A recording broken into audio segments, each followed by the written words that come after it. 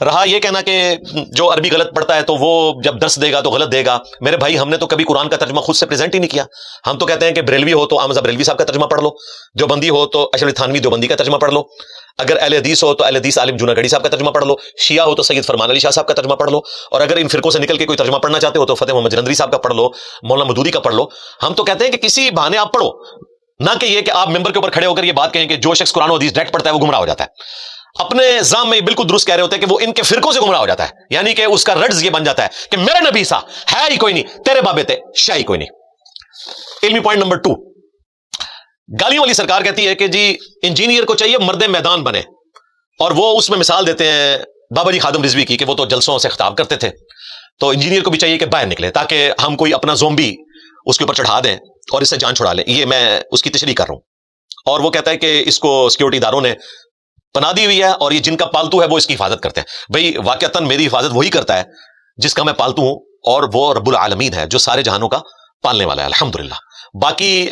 پالتو تو وہ ہیں جنہوں نے 2017 کے دھرنے دیے ختم نبوت کے نام کے اوپر، اور بعد میں 5-5 ہزار روپیہ لے کے ہماری اسٹیبلشمنٹ سے تو واپس چلے گئے، اور سارا انقلاب جو ہے وہ تو شیر افضل مروت ہو گیا ان کا. تو وہ پتہ چل گیا کہ کون جو ہے وہ کن کے پالتو ہیں. باقی آپ خادم رضوی صاحب کی مثال دے رہے ہیں، آپ کو چاہیے تھا اپنے مرشد کی مثال دیتے جن کے آپ ہاتھ جا کے چومتے ہیں، وہ امیر اہل سنت ہیں باپا جانی، کہ جیسا کہ وہ مرد میدان ہیں اور باہر نکل کے خطاب کرتے ہیں. 1996 میں جب میں انجینئرنگ یونیورسٹی میں سیکنڈ ایئر میں تھا، آج سے 30 سال پہلے، آج ہے 3 مئی 2026، 30 سال پہلے باپا جانی پہ لاہور میں قاتلانہ حملہ ہوا، 2 یا 3 ان کے ساتھی شہید ہو گئے. وہ دن ہے اور آج کا دن ہے، باپا جانی باہر نہیں نکلے. اس دن سے سندھ گورنمنٹ نے ان کو 4 گارڈز دیے ہوئے، اور ان کی مرضی کے، وہ دعوت اسلامی کے ہی ہیں، اسی طرح کا حلیہ ہے ان کا، اور وہ انہی گارڈز کے ساتھ نماز بھی پڑھتے ہیں. 1999 میں نے فیضان مدینہ کراچی میں ان کے پیچھے نماز پڑھی، اور اس قسم کی نماز میں نے کبھی دوبارہ نہیں پڑھی، نہ اللہ تعالیٰ مجھے اس قسم کی نماز پڑھوائے، کیونکہ میں بالکل باپا جانی کے پیچھے کھڑا تھا اپنی عقیدت کی وجہ سے. میں کافی دیر پہلے وضو کر کے بیٹھ گیا، اس وقت اتنا رش بھی نہیں تھا، اس وقت تو وہ نماز خود ہی امامت کروایا کرتے تھے. لیکن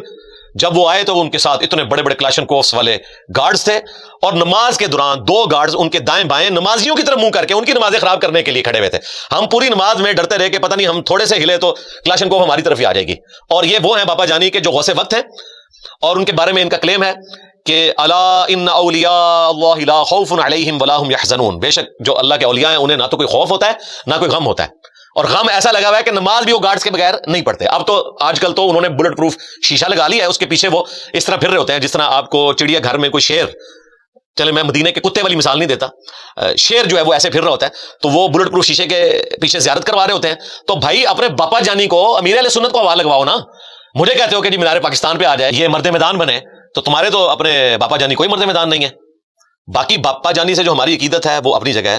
میں تو باپا جانی کو ہمیشہ کہتا ہوں کہ میری طرف سے ان کے لیے چمی ہے.